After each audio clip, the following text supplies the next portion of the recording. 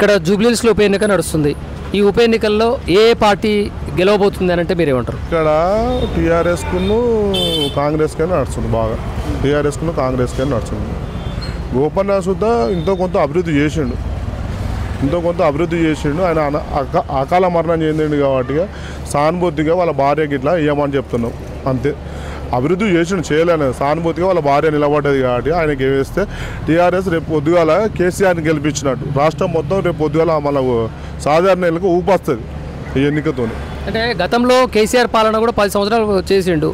ఏం అభివృద్ధి చేసిండు అంటే ఏం చెప్తారు? కేసీఆర్ ఈ సిటీలో 42 ఫ్లైఓవర్లు కట్టిండు. ట్రాఫిక్ క్లియరెన్స్ ఉన్నది. పేదోళ్ళకు 2000 పింఛన్ చేసిండు. ఈ కాంగ్రెస్ 4000 పింఛన్ ఇస్తాను. 4000 ఇచ్చిందా అన్న? 3500 మహాలక్ష్మి పింఛన్ ఇస్తాను ఇచ్చిందా అన్న? స్కూల్ పిల్లలకు స్కూటీ ఇస్తున్నారు, స్కాలర్షిప్ ఇస్తున్నారు ఇచ్చిందా అన్న? పిహెచ్డి వాళ్ళకు 50,000 ఇస్తున్నారు ఇచ్చిందా అన్న? ఇంటర్మీడియట్ వాళ్ళకు ల్యాప్టాప్లు ఇస్తా అన్నారు. ఇంజనీరింగ్ కాలేజ్ ల్యాప్టాప్లు ఇచ్చిందా అన్న? కాంగ్రెస్ 429 హామీలు ఇచ్చి కలవిరాని హామీలు ఇచ్చి అమలు చేసిందా అన్న? పేదోళ్ళు ఇల్లు పెడితే బుల్డర్ పెట్టి కులగొడతానులే. ఎక్కడికి పోవాలన్న పేదోళ్ళు?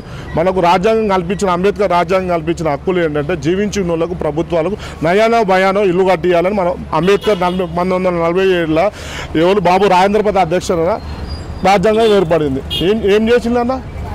మనకు 1952లో ఏపీ ఆంధ్రాతో విలీనమైంది. విలీనమైనంత 69లో ఉద్యమం వచ్చినప్పుడు ఎవరు మోసం చేసిందన్న? చెన్నారెడ్డి మోసం చేసి. ఇందు గురించి మోసం చేసిండన్న? కాంగ్రెస్ పార్టీ మోసం చేయించింది తెలంగాణ ప్రజలను. మరి ఎవరు కొట్లాడిన అప్పటి నుంచి వెళ్ళిపోయే వరకు? కేసీఆర్ కొట్లాడింది కదా. తెచ్చింది కేసీఆర్ కదా. పదవులు అనుభవిస్తున్నారు ఎవరన్నా? ముఖ్యమంత్రి అయితే కాంగ్రెసే కదా. అభివృద్ధి చేయాలి కదా, చెప్పిన హామీలు చేయాలి కదా. నయానో భయానో ఢిల్లీకి పోతాను, చెప్పులు ఎత్తుకపోతాను, అవి ఎత్తుకపోతాను చెప్తారు ఆయన. ఏ ముఖ్యమంత్రి తెలంగాణ రాష్ట్ర పరువు తీసుకుంటారా అన్న? అలా తీసిండు అన్న. ఒకవేళ కేసీఆర్ లేకపోతే తెలంగాణ రాష్ట్రం వచ్చేదంటారా? రాకపోయేది. తెలంగాణ రాకపోయేది అన్న. తెలంగాణ రాకపోయేది. నేను ఎక్కడ 1994 నుంచి తిరుగుతున్నాను. ఎవరు చెరుకు సుధాకర్ రెడ్డితోని, ఎవరు పాశం యాదగిరి అన్నతోని, ఇన్నారెడ్డి అన్నతోని ఎంత కొట్లాడినామన్నా. జైల్లో పోయినాం, హర్తాలు చేసినాం, అది చేసినాం, దెబ్బలు తిన్నాం, అన్ని తిన్నామన్నా. చాలా ఘోరంగా తిన్నాం. విరోచిత మీద పోరాటం చేసినాం, సాగరహారం చేసినాం, ట్యాంక్ బండ్ మీద విగ్రహాల వల్ల కొట్టినాం, అవి చేసినాం, ఇవి చాలా అది చేసినాం. అన్ని బంధువులలో పాల్గొన్నాం. వంట వార్పు చేసినాం. బోయినపల్లి పద్మా దేవేంద్ర ఆధ్వర్యంలో రాస్తా రోకో చేసినాం. 5,000 రాస్తా రోకో చేసినాం. జైళ్ళలో పోయినాం, దెబ్బలు తిన్నాం బోయినపల్లిలో. ఇంకేం కావాలన్నా? ఇక్కడ జూబ్లీహిల్స్ ఉప ఎన్నికల్లో ఏ పార్టీ మధ్యలో గట్టి పోరు ఉంటుంది అనుకుంటారు? కాంగ్రెస్ టీఆర్ఎస్కి మధ్యలో ఉంటుంది. గెలుపు ఎవరిది? మీరు చెప్పండి. ఇప్పుడు యువకుల్లో ఉన్నారు, యువకుల్లో కూడా టీఆర్ఎస్ పార్టీకి ఏ విధమైనటువంటి స్పందన ఉంది? యువకులు అందరు మొత్తం మైనారిటీ మొత్తం వేసేది బీఆర్ఎస్ పార్టీకి నమ్మకం. ఎందుకంటే మాకు షాదీ ముబారక్ కానీ మా మైనారిటీకి ఏదైనా కానీ మా కేసీఆర్ మొత్తం అందుబాటు చేసిండు. కేసీఆర్ ఉన్నప్పుడు మా మైనారిటీ ఒక రేంజ్లో ఉండే. మా మైనారిటీకి హోమ్ మినిస్టర్ చేసిండు కేసీఆర్, మా మైనారిటీకి మినిస్టర్లు చేసిండు కేసీఆర్. కాంగ్రెస్ గవర్నమెంట్ నుంచి ఇప్పుడు వరకు మైనారిటీది ఒక్క మినిస్టర్ ఇట్ లేదు. మైనారిటీ మొత్తం క్లోజ్ చేస్తుంది కాంగ్రెస్ గవర్నమెంట్లో ఒక్క మైనారిటీ మినిస్టర్ లేడు. మైనారిటీకి ఒక ఇబ్బంది అయితే ఎవరిని చెప్పుకోలేక పరిస్థితి ఇవ్వాలి రేపు. కానీ మా కేసీఆర్ పీరియడ్లో మైనారిటీకి ఉన్నంత వాల్యూ మా కేసీఆర్ చాలా మంచి వాల్యూ ఇచ్చింది. జూబ్లీహిల్స్లో మైనారిటీ సోదరులు, క్రిస్టియన్ సోదరులు చాలా మంది ఉంటారని చెప్పి ఈ ఓట్లన్నీ ఎటుపడే అవకాశాలు ఉన్నాయి? 100% మైనారిటీ ఓట్లు మొత్తం కేసీఆర్కి పడతాయి. 100%. దాంట్లో ఆబ్జెక్షన్ లేదు. అంటే గతంలో ఎంఐఎం పార్టీ నుంచి నవీన్ యాదవ్ కూడా ఉన్నాడు. ఆ ముస్లిం ఓటర్లు అటు కూడా నవీన్ యాదవ్ కూడా పడతాయని చెప్పేసి కొంతమంది అంటున్నారు. నవీన్ యాదవ్ లోకల్ మంచి ఆయన ఉండొచ్చు, కానీ 2 years నుంచి కాంగ్రెస్ గవర్నమెంట్ ఏం చేస్తలేదు. వాళ్ళ మినిస్టర్ మొన్న షబీర్ సార్ కూడా చెప్పారు, 2 साल से తండా అని చెప్పిండు ఆయన ఒక మాట. ఆయన పార్టీలో చెప్తారు తండా ఉందని. మరి కేసీఆర్ గవర్నమెంట్ ఏం చేసింది 10 ఏళ్లలో? వాళ్ళతో వాళ్ళే చెప్తారు, మనకి చెప్పాల్సిన అవసరం కూడా లేదు. గెలిపి ఎవరిది? 110% జూబ్లీహిల్స్ కేసీఆర్ పక్కా.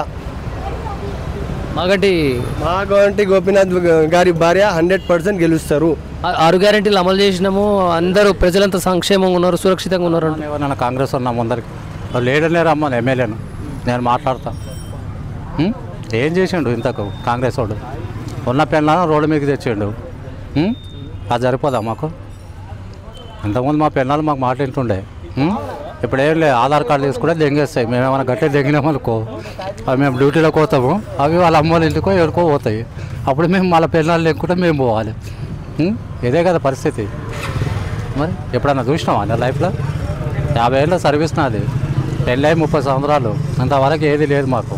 కానీ ఇప్పుడు సురువైంది మాకు, ఎందుకంటే కాంగ్రెస్ వచ్చింది కాబట్టి మా పెళ్ళాలను కూడా ఇచ్చిపెట్టుకోవాలి. రేపు ఇంకో లవర్ని నేను చూసుకోవాలి, పక్కన ఉంటుంది కదా. అందుకని కాంగ్రెస్ గెలిపిస్తే ఇది వస్తుంది అన్న పరిస్థితి. 6 గ్యారెంటీలు ఇచ్చిన ఉద్యోగాలు కూడా ఇస్తున్నామని అంటున్నారు. ఎవరికి ఇచ్చిండ్రాడు? ఇక రమన్న ముందరికి ఉద్యోగాలు లేకనే కదా ఆస్మా పోటీ చేస్తున్నది. నిరుద్యోగే కదా ఆమె. వెనక ముందు ఏమున్నది ఆస్మాకు? పాపం చదువుకున్న అమ్మాయి, మన వరకు ఆలోచిస్తే ఎడ్యుకేషన్ పర్సన్ మనము. ఆ పార్టీకి ఉద్యోగం ఇస్తే వా మీద కాంపిటీషన్ వస్తుంది ఇప్పుడు. అరే నువ్వు ఇంటర్వ్యూ నువ్వు ఎంతనే చెప్తా నేను కాంగ్రెస్ గురించి.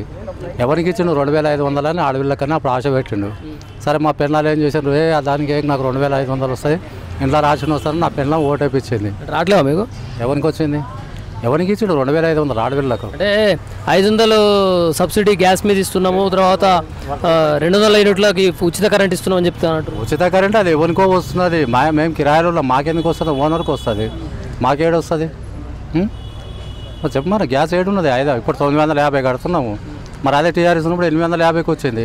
మరి 100 రూపాయలు ఎందుకు పెరిగింది అప్పుడే 2 ఏళ్ళలో? ఏ ఛార్జ్? ఇప్పుడు బస్ ఎక్కి మేము పోయినామనుకో, పడ జరుగువాలంటే 50 రూపాయలు ఇస్తున్నాం మాకు. ఇంతకుముందు 30 రూపాయల్లో పోయేది మాకు. మరి అది ఎక్కడ పోయింది? 20 రూపాయలు ఎందుకు ఎక్కువ వేయించాడు? అదే మరి టికెట్ తగ్గించేది ఉండే, ఫ్రీ ఎందుకు పెట్టమని ఎవరన్నా పెట్టమని అడిగినరా? ఇప్పుడు ఆడపిల్లలు అడిగినామా ఏం అడిగినామా ఫ్రీ పెట్టమని? అంటే మేము ఉన్న పిల్లలను ఓడగొట్టుకోండి, మా లెక్క రోడ్ల మీదకి రాడినే కదా. అదే కదా పద్ధతి ఇప్పుడు కాంగ్రెస్ వాళ్ళది. చెప్పు. ఇంకా నవీన్ మా ఫ్రెండే, నేను కాదంటలే. అందుకనే నేను కాంగ్రెస్ పాలన బాగుందా కేసీఆర్ పాలన బాగుందా అంటే ఏం చెప్తారు? కేసీఆర్ మొత్తానికి పబ్లిక్ కన్నా కొంచెం చేసిండు. తిన్నారు, ప్రతి పొలిటికల్ తింటాడు, తిన్నా కొంచెం పబ్లిక్ కన్నా చేసిండు. కానీ కాంగ్రెస్ 2 సంవత్సరాల నుంచి ఏం చేసింది? నాకున్నది పొలము, నేను ఎంత లాస్ ఇప్పుడు రైతు బంధు రాక. రావట్లేదు రైతు బంధు? ఏడున్నది? 2 సంవత్సరాలు 2 సార్లు వేసిండు. మరి ఇప్పటికి 4 సార్లు రావాలి మాకు లెక్కకు. మా కనీసం ఎరువుల కన్నా పనికి వస్తుండే కదా, అది కూడా లేదు. జేబు నుంచి పెట్టినాం. ఈసారి వర్షాలు పడ్డాయి, మొత్తము లాసు. మేము డ్యూటీలు చేసి ఆడ పెట్టినామా, వచ్చేది నష్టం ఏమో భరిస్తాడు. వాళ్ళేమో రైతు బంధు రుణమాఫీ చేసినాం 2 లక్షలు అని చెప్పేసి అంటారు, మీరేమో రాలేదంటారు. నిజాలు మాట్లాడాలి ఏదైనా ఉంటే. నేను నిజమే మాట్లాడుతున్నా. మరి కాంగ్రెస్ వాడు లీడర్ ఉంటే వానికి చేసిండు, మన అసంటోనికి ఎవరికి చేయలే గరీబోనికి. ఇప్పుడు మన ఊళ్ళోకి రమ్మను, నేనే దొరకపోతా. ఇప్పుడు రేవంత్ రెడ్డి మా ఏరియా కోడంగల్ పక్కనే, మన నాది వికారాబాద్ లోకల్. రమ్మని మాట్లాడతా, అన్నీ వికారాబాద్లో మాట్లాడతా, లేదు కోడంగల్లో నిలబడతా. నేను రమ్మని ఆ ఏరియాలో మాట్లాడతా. నేను కూడా అంతే. ఇప్పుడు సామాన్య మానవునిగా చెప్తున్నా. ప్రాపర్గా ఏంది, నార్మల్ పబ్లిక్ ఏమైనా హెల్ప్ చేయాలి. ఇప్పుడు గరీబులు ఉన్నావు, ఇప్పుడు నీవు ఛానల్ పట్టుకొని తిరుగుతున్నావు, నీకేమైనా హెల్ప్ అయితే నీకేమైనా బాగుంటుంది. ఇవన్నీ గలీలు తిరిగే అవసరమా నీకేమైనా కరెక్ట్ ఉంటాయి? మరి నార్మల్ పబ్లిక్ ఏం లేదు, గరీబుడిగానే పోతున్నాడు. అయినోనికి ఏం కాదు. ఇప్పుడు మధ్యంతర పుల్లు వాళ్ళు ఎట్లాగో బతుకుతారు, కానీ నార్మల్ లేబర్ బతుకు ఎట్లా ఉంటుంది? అది మనకు కూలీ లేదు, పని పిలుస్తామంటే మనకి పైసలు ఎక్కువ, వాడు పిలవలేడు, మరి ఎటు బతకాలి వాడు? చెప్పు. కామన్గా నీవు కూడా చదువుకొని ఛానల్ పట్టుకొచ్చినావు కదా, నేనే అడుగుతా, నువ్వు చెప్పు సమాధానం. ఇప్పుడు నేను కామన్గా చెప్పినా, ఇప్పుడు ఇంతవరకు మా భార్యలు ఇన్కమ్లు తిరగలేరు, కానీ ఇప్పుడు తిరుగుతున్నారు. తప్పలేదు మాకు. ఎందుకంటే ఆ బరువు అది 2500 బస్సులు ఫ్రీ పెట్టిండు. 2500 రాకుండా బాధ లేకుండా ఆ బస్సు ఎందుకు ఫ్రీ పెట్టిండు? ఇప్పుడు ఆల్మోల్ కొట్లాడుకోమనే కదా. అది ఏది ఇయ్యాడు? నేను ఇప్పుడే చెప్తున్నా కదా, ఈ ఛానల్ ముందు చెప్తా, పెట్టుకొని అది కూడా యూట్యూబ్లో పెట్టు నా ఫేసింగ్ రానికి. కావాలంటే 7కనే నేను వస్తాను. హైదరాబాద్ కానీ పోయి మన తెలంగాణలో 7కి రమ్మని అడిగి వస్తాను నేను. కళ్యాణ లక్ష్మి ఏం రావట్లేదు. అరే 7 ఇచ్చిండు ఇంతవరకు. టీఆర్ఎస్ ఉన్నప్పుడు కనీసం 1,16,000 వచ్చినాయి. మరి ఇది అది కూడా లేదు కదా. ఇంకా తులం బంగారం మీద ఇస్తున్నాడు. ఆ బంగారం ఏడున్నది కూడా తెలుస్తలేదు మాకు పెళ్ళైన వాళ్ళకు. మరి ఆ పెళ్ళి చేసుకున్నాడు ఎటు వాయను, కళ్యాణ లక్ష్మి ఎక్కడ వాయను? ఎన్ని చేస్తున్నాం పెళ్ళిళ్ళు? ఇప్పుడు మా సర్కిల్లో మేము పోతున్నాం, బిడ్డల పెళ్ళిళ్ళు చేస్తున్నాం. మరి ఇంతవరకు రూపాయి కూడా లేదు. మరి ఏంది పరిస్థితి ఇది? నార్మల్ పబ్లిక్ బతకాలనా లేకుండా పోవాలనా?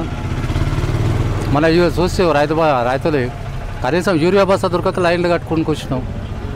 పత్తి పెట్టాం మేము ఊరికాడ. పత్తి బస్తా కోసం 2 సార్లు పోయి లైన్లో నిలబడ్డాం చెప్పులు పెట్టుకొని. మనసు ఎట్లా అయిపోతాం? పొద్దునంతా నిలబడి తాగుతామా? ఒకటే యూత్ వాళ్ళు అంటే నిలబడగలుగుతారు. అదే ముసలోళ్ళు ఉంటారు, వాళ్ళు తినలేక ఇట్లా నిలబడ్డారు అనుకో, చక్కెర వచ్చి కింద పడితే ఎవడు కట్టిస్తాడు వానికి? వాళ్ళ పెళ్ళం పిల్లలు రోడ్డు మీద పడట్లేగా. మళ్ళీ వచ్చేసారి సీఎం రేవంత్ రెడ్డి వస్తారంట రమ్మను, ఎన్నికల్లో పక్క అవే ఓట్లు పడతాయి. ఇక ఇప్పుడే చెప్తున్నా కదా వేసేది, పక్క నేనే టీఆర్ఎస్కి వేస్తాను. నువ్వు దాంట్లో యూట్యూబ్లో పెట్టని చెప్తున్నా కదా, నేనే వేస్తా టీఆర్ఎస్కు. ఎందుకంటే ఈ చెప్తాను కొట్టుకున్నాను కన్నా మా చెప్పులతో మేము కొట్టుకునే